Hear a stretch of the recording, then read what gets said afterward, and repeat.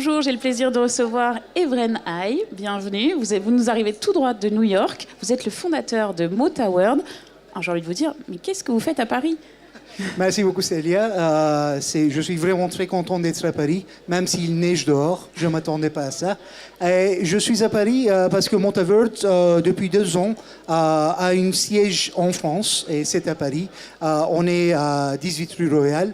En tant que plateforme professionnelle de traduction et en tant qu'une plateforme globale, on n'a normalement pas besoin d'un siège quelconque parce qu'on est sur www.motaworld.com et c'est tout ce qu'on a besoin. Mais on est en fait en France parce que la traduction, c'est un marché de 40 milliards de dollars par an et 45% de ce marché est en Europe. Et avec un programme qui s'appelait French Tech Ticket, il y a 2 ans de ça, on est arrivé en France et puis on a décidé d'y rester parce qu'on a trouvé un partenaire stratégique ici. On a levé de fonds de près de $1,5 million.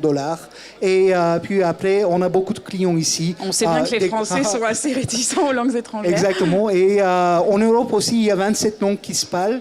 Et pour MotaWorld, en fait, c'est vraiment très important de faire en sorte qu'on touche tous les... Pour vous, c'est le point d'entrée pour l'Europe. Exactement. Pour nous, c'est le point d'entrée pour l'Europe. Et c'est pour ça qu'on est là, en fait. Alors, ça représente quoi aujourd'hui, MotaWorld, en termes de chiffres ? Ah oui, MotaWorld, en fait, c'est une plateforme dans laquelle il y a près de 14 000 traducteurs qui travaillent chaque jour, simultanément, dans toutes les langues, et ils traduisent dans toutes les langues. On fait un chiffre d'affaires de près de $5 millions par an. On espère doubler ça cette année-là, heureusement, avec l'inclusion des plus grands clients comme Pfizer, par exemple, comme Microsoft. Et puis après, on espère atteindre un nombre de traducteurs de plus de 25 000 cette année-là. Et je crois que c'est notre base en France qui va nous aider énormément en tant que notre base dans l'Europe. En fait. Alors vous êtes le fondateur de cette entreprise. C'est quoi l'histoire ? L'histoire de MotaWorld, c'est ça. J'étais dans l'industrie de traduction pendant près de 20 ans. Et ça a été un peu...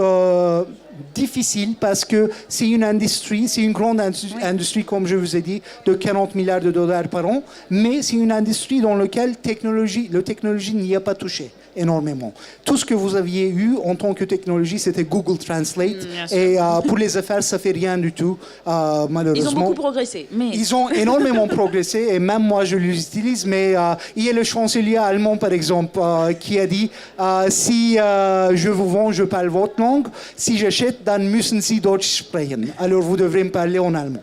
Et ça tient toujours vrai aujourd'hui, de nos jours. Et une plateforme professionnelle comme MotaWorld, dans laquelle des traducteurs professionnels travaillent, c'est de plus en plus important quand tout le monde est entré dans la globalisation, en fait. Et donc, si on revient en arrière, donc vous dites il manque la technologie dans ce domaine-là. Oui, exactement. Et MotaWorld, ça amène la technologie. C'est 14 000 traducteurs travaillent en même temps, simultanément. Concrètement, ça veut dire quoi ? Concrètement, ça un veut exemple. Exactement. Nos clients vont sur notre site web, ils envoient un document et ils obtiennent leur devis instantanément pour ce document, sans attendre. Et puis après, il y a des traducteurs qui commencent à travailler en même temps, instantanément aussi. Et les traductions sont délivrées à la vitesse de la machine, à la vitesse de Google Translate en fait, mais en qualité humaine et à 60% moins cher que le taux des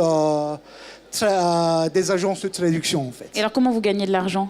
On gagne de l'argent parce qu'on a inventé une intelligence artificielle qui fait qu'il n'y a pas de project management, et puis il n'y a pas de overhead qui fait tout ça. Et vos traducteurs sont du coup chez eux, enfin c'est des indépendants ?